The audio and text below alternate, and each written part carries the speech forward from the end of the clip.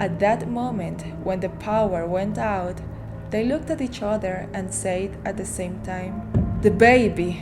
When they arrived, they found something very strange.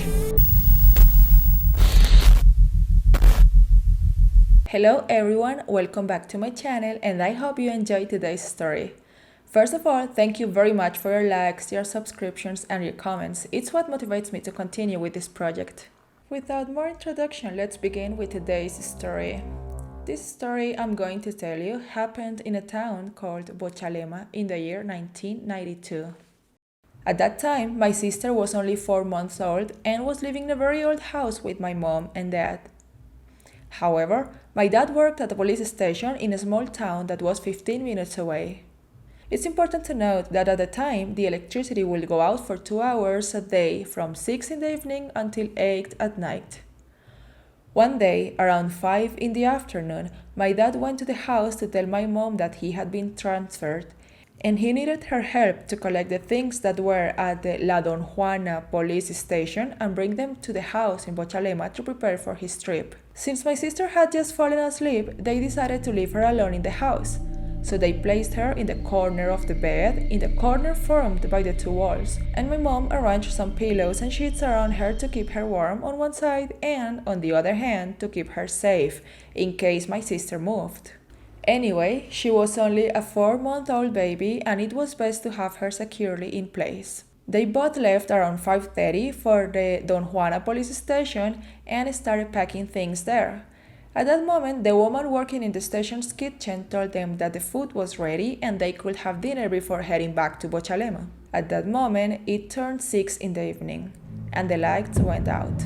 Even though it was only 6 in the evening and the day was still bright, at that moment, when the power went out, they both had a feeling of unease. They looked at each other and said at the same time, "The baby!"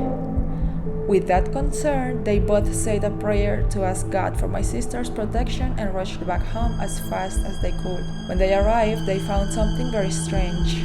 My sister, who, I remind you, was only 4 months old, was not where they had left her. She was at the foot of the bed, exactly in the farthest opposite spot from where my mom had placed her. And the pillows were nowhere to be found.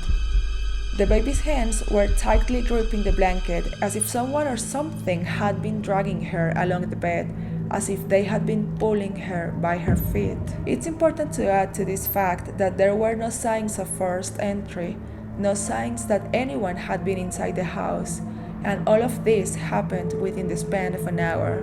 How is it possible for someone to enter a house, drag a baby by the feet from one corner of the bed to the opposite side, and disappear without a trace just before my parents arrived? It's rumored that at that time in the town, there were many witches, and it was very common for witches to steal babies and young children to steal their vitality and thus rejuvenate and stay young and strong. Those are the facts. I leave it to each person's discretion whether they prefer to believe that someone entered the house or if it's indeed a case of witchcraft. I hope you like this story. My mom told it to me directly and it happened to her when my sister was 4 months old. If you liked it, please like and subscribe so you'll get a notification every time I upload a new story on this channel. Also, if you've had any experiences with witches yourself or know someone who has, you can leave it in the comments or send it to the email you'll find in the video description, and we can discuss it in the next video.